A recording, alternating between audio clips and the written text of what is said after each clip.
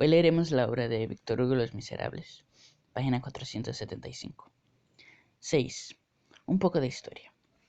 En la época casi contemporánea en la que pasa la acción de este libro, no había, como hoy, un agente de policía en cada calle, beneficio que no es esta la ocasión de discutir. Los muchachos vagabundos abundaban en París. Los estadistas dan por término medio 260 niños sin asilo, recogidos entonces anualmente por las rondas de policía en los terrenos abiertos, en las casas en construcción y bajo los arcos de los puentes. Uno de estos niños, que se hizo famoso, ha producido las golondrinas del puente de Arcole. Pero este es el más desastroso de los síntomas sociales, porque todos los crímenes del hombre empiezan en vagancia de sus primeros años. Sin embargo, aceptemos a París, creyendo que esta excepción es justa, a pesar del recuerdo que acabamos de evocar. Mientras que en otras grandes ciudades un muchacho vagabundo es un hombre perdido, mientras que en casi todas partes el niño entregado a sí mismo está abandonado, en algún modo, una especie de inmersión fatal en los vicios públicos que devoren la honradez, la conciencia, el pilluelo de París, decimos, tan gastado y tan corrompido en la superficie, se halla interiormente casi intacto. Y es una cosa magnífica que debemos hacer constar aquí, y que brille en la espléndida probidad de nuestras revoluciones populares. La incorruptibilidad que resulta de la idea, que está latente en el aire de París, como la sal lo está en el agua del océano.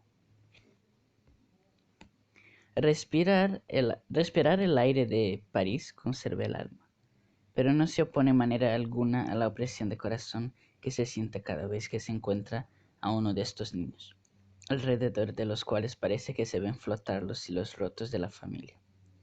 En la civilización actual, tan incompleta aún, no es muy extraña esta ruptura de la familia, perdiéndose en la sombra, ignorando lo que se han hecho los hijos y dejando caer los pedazos de su corazón en la calle. De aquí provienen los destinos desconocidos, y esto se llama, porque tiene su nombre, estar abandonado en las calles de París. Digamos, de paso, que este abandono de niños no encuentra gran oposición en la antigua monarquía. Algunas costumbres de Egipto y de Bohemia en las bajas regiones eran cosas que se convenían a las altas esferas y a los poderosos. El odio a las enseñanzas de los hijos del pueblo era un dogma. ¿De qué sirven las medias luces?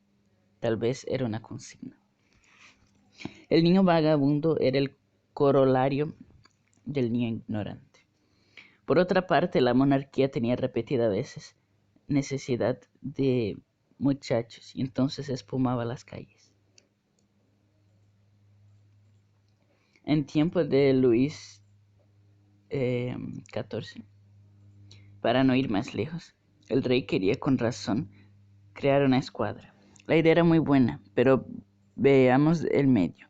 No podía haber escuadras al lado del buque de velas, juguete del viento, y para remolcarle según conviniera no se tenía el barco que va a donde se quiera, a fuerza de remo o de vapor. Las galeras eran entonces en la marina lo que hoy son los vapores. Hacían falta, pues, galeras, y como las galeras no se mueven sin galeotes, hacía falta también galeotes. Colbert hacía que hubiese por medio de los intendentes provinciales y de los tribunales el mayor número posible de galeotes, y la magistratura se prestaba a ello con el mayor gusto. Tenían un nombre, el sombrero puesto mientras pasaba una procesión, actitud de hugonote. A galeras. Se encontraba un muchacho en la calle con tal que tuviese 15 años y no supiese dónde acostarse. A galeras. Gran reinado, gran siglo. El tiempo de Luis XV desaparecieron los niños de París. La policía los arrebataba. No se sabe para qué misterioso destino. Cuchicheábase con miedo acerca de monstruosas suposiciones sobre los baños purpúreos del rey.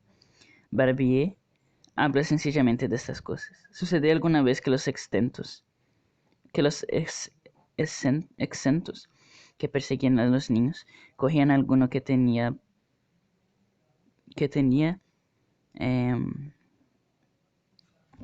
pero Barbier habla sencillamente de estas cosas. ¿Sucedía alguna vez que los exentos que perseguían a los niños cogían a alguno que tenía padres?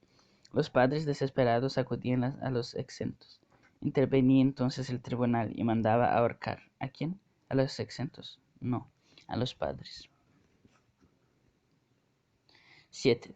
De cómo el pilluelo ocupa un lugar en las clasificaciones de India. La pillería parisiense es casi una casta. Pudiera decirle el pilluelo nazi. La palabra pilluelo, gamin, se imprimió por primera vez y pasó del lenguaje popular al literario en 1833. Apareció un opúsculo titulado Claudio Goethe, Claudio el Mendigo. El escándalo fue grande, porque la palabra pasó y se aceptó.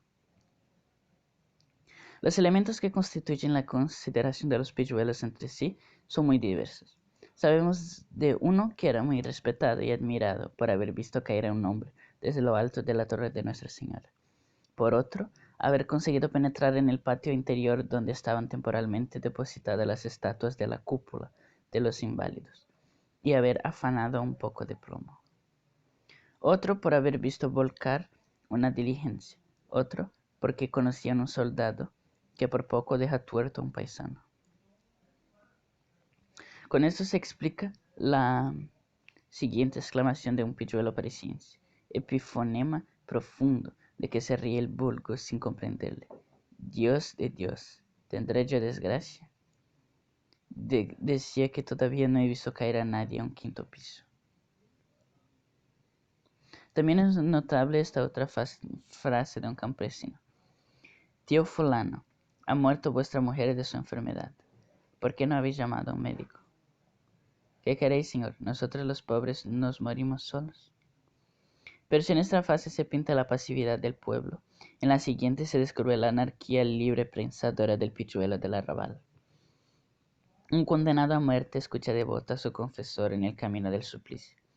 El hijo de París grita. Habla al clerizonte. Oh, qué cobarde. Da importancia al pilluelo cierta audacia en materia de religión. Ser espíritu fuerte es lo que conviene. La asistencia a las ejecuciones constituye para él un deber. Enseña la guillotina y se ríe. La llama de varios modos. Fin de la cena. Soplamoncos. La tierra de lo azul del cielo. El último bocado, etc. Para no perder nada del espectáculo, escala las paredes, se iza a los balcones, gatea los árboles, se cuelga de las rejas, se abraza a las chimeneas. El pilluelo nace pizarrero, así como nace marino. Un tejado no le asusta más que un mástil. No hay fiesta que iguale a la greve. Sansón, el verdugo, y el abate Montes, el cura de la cárcel, son los verdaderos nombres populares. Se asusa el paciente para animarle. Alguna vez se admira. Lacenaire, cuando era pilluelo, dijo, venid viendo morir con valor el atroz Danton.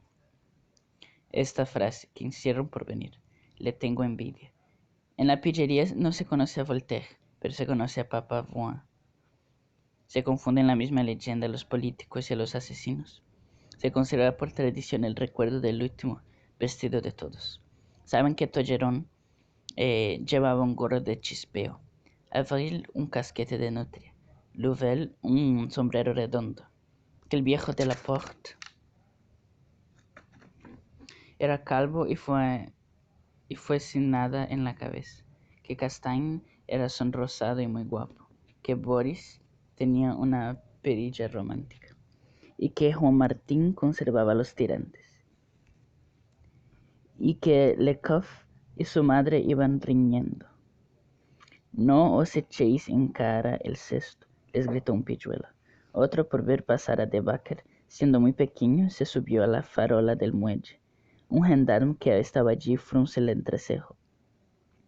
Dejadme subir, señor gendarme, dice el pilluelo, y para enternecer la autoridad añade, no me caeré. Me importa muy poco que te caigas, responde el gendarme. En la pillería una desgracia memorable se aprecia mucho. Se llega a la cúspide de la consideración si sucede que uno se corta hasta el hueso. Los puños no son pequeños elementos de respeto. Una de las cosas que el pilluelo dice con más gusto es: yo soy muy fuerte. Bah, ser zurdo es envidiable. Ser visco es cosa superior. 8. Donde se leerá una buena ocurrencia del último rey. El verano se metamorfosea en rana, y por la tarde, cuando cae la noche, delante de los puentes de Austerlitz y de Jena, desde lo alto de los montones de carbón y de las barcas de las lavanderas, se arroja de cabeza al Sena, infringiendo asombrosamente todas las leyes del pudor y de la policía. Sin embargo, como están vigilando los agentes, resulta de que una situación muy dramática que dio lugar una vez a un grito fraternal, una situación muy dramática que dio una vez a un grito fraternal y memorable, grito que fue célebre en 1830. Y es un aviso estratégico de un pilluelo a otro. Se mide como un verso de Homero, con una anotación casi tan inexplicable eh, como la melopea eleusiaca de esa Pananteneas. Hallándose aquí reproducido el antiguo evohé. Es este: ohe titi ohe, ya la grippe, ya de la corn prentesats et vaten pas par le got. Esta frase es intraducible. Entre otras maneras podría decirse: titi, cuidado, no te trinquen por el troncho. Hay moros en la costa. Coge la ropa y vete. Pasa por la alcantarilla. Pero ni estas frases españolas se miden con un verso de Homero, ni son melopea, ni cosa que lo valga.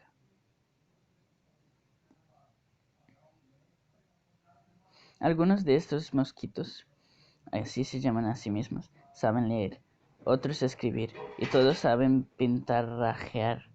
No dudan en adquirir por medio de una misteriosa enseñanza mutua todas las habilidades que pueden ser útiles a la cosa pública. De 1815 a 30 imitaban el graznido del pavo. Las caricaturas de la primera época que habla el autor daban la familia de los Borbones, la figura de pavos. En la segunda época se pintaba la cara de Luis Felipe en forma de pera.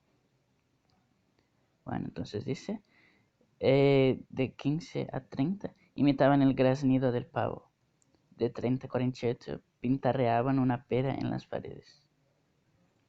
Una tarde de verano, Luis Felipe, que volvía al palacio a pie, vio a uno de estos pequeñuelos que sudaba y se empinaba para pintar con un carbón una gigantesca pera en uno de los pilares de las verjas de Neuilly. El rey, con aquella bondad que heredó de Enrique IV, ayudó al pilluelo y acabó de trazar la pera. Le dijo y le dio un luis, diciéndole: ahí también hay una pera. Al pilluelo le gusta mucho la gresca, le place un estado violento, detesta los curas. Un día en la calle de la universidad, uno de esos picarillos presentaban un palmo de narices a la puerta cochera número 69. ¿Por qué haces eso a la puerta?, le preguntó uno que pasaba, y él respondió: porque vive ahí un cura. Y en efecto, allí vive el nuncio. Sin embargo, cualquiera que sea el volteranianismo del pilluelo, si se presentaba la ocasión de hacerse monaguillo, tal vez la acepta. Y entonces ayuda a la misa con todo ese esmero. Hay dos cosas en que se parecen a Tántalo, y que desea siempre sin conseguirlas nunca: derribar el gobierno y que le cosan el pantalón. El pilluelo, en el estado perfecto, conoce a todos los agentes de policía de París, y sabe siempre que encuentra a alguno darle su nombre, porque tiene los nombres en la punta de la uña. Estudia sus costumbres y tiene notas particulares sobre cada uno. Lee como en un libro abierto de las almas de la policía. Así os podrá decir inmediatamente sin tropezar: fulano es un traidor, sutano es muy malo, este es grande, aquel ridículo. Y todas esas palabras, traidor, malo, grande, ridículo, tienen en sus labios una acepción particular. Este se figura que el puente nuevo es suyo y prohíbe a la gente pasear por las cornisas, fuera del parapeto. El otro tiene la costumbre de tirar las orejas a las personas, etc. 9. El viejo espíritu de los galos. Ese tipo de muchachos existía en Poquelin, Molière, hijo de los mercados. No, lo hay también en Beaumarchais. Esas pillerías. Esta pillería es una sombra del espíritu galo.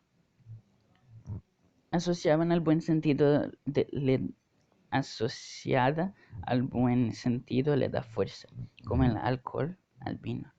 Algunas veces es un defecto. Homero repite muchas veces lo que se ha dicho antes, es verdad, y puede decirse que Voltaire pichea. Camilo de Molins era de los arrabales. Campionet, que trataba brutalmente los milagros, había salido de las calles de París de pequeño. Había inundado los pórticos de San Juan de Beauvais y San Esteban del Monte. Había tuteado a la urna de Santa Genoveva para dar inmediatamente órdenes en Napoleón a la redoma de San Genaro. El pilluelo de París es respetuoso, irónico, insolente. Tiene feos dientes porque está mal alimentado y su estómago padece, y buenos ojos porque es agudo. Delante de Jehová saltaría a pie juntillas las gradas del paraíso. Es fuerte para la lucha zapatos. Todos los crecimientos le son posibles. Juega en el arroyo y se levanta en los montines. Su descaro persiste ante la metralla. Era un pilluelo y es un héroe, como el tábano. Sacude la piel del león. El tambor barra. Es un pilluelo de París. Grita. Adelante, como el caballo de la escritura dice. Va. Y en un minuto pasa de rapazuelo a gigante.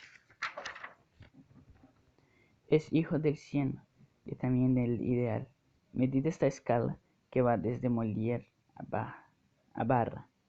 En una palabra, el pilluelo es un ser que se divierte porque es desgraciado.